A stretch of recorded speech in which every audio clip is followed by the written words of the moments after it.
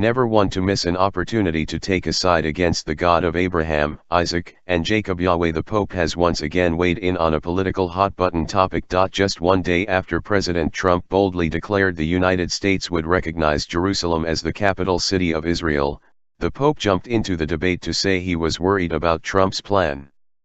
The Pope told thousands of people at his general audience, "I cannot keep quiet about my deep worry about the situation that has been created in the last few days." He said he hoped wisdom and prudence prevail, in order to avoid adding new elements of tension to a global panorama that is already convulsed and marked by so many and cruel conflicts. Way to go, Pontiff, at least you are consistent. You have never once taken a position backing Yahweh or Jesus, only the Muslims. At least we know where you stand. Read more, drug-fueled gay sex scandal rocks Vatican. Read more, Pope Francis, we must accept the rape and terror of migrants. Here are more details on the breaking story, from the New York Post. Pope Francis, speaking hours before U.S. President Donald Trump's announcement on Jerusalem, called on Wednesday for the city's status quo to be respected, saying new tension in the Middle East would further inflame world conflicts.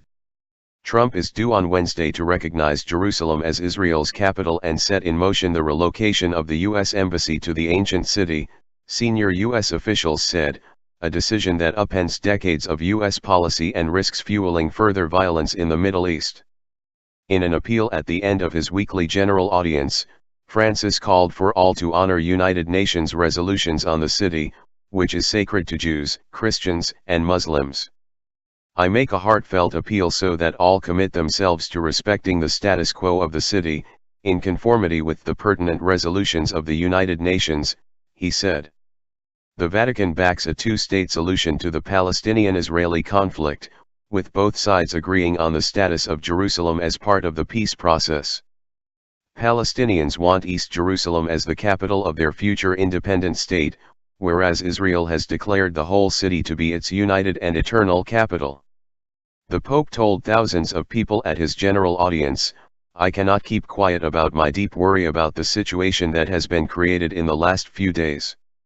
He said he hoped wisdom and prudence prevail, in order to avoid adding new elements of tension to a global panorama that is already convulsed and marked by so many and cruel conflicts.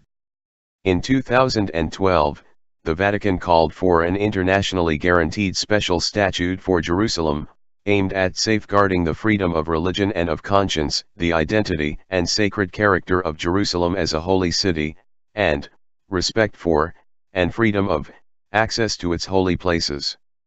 Before making his public comments, Francis met privately with a group of Palestinians involved in interreligious dialogue with the Vatican.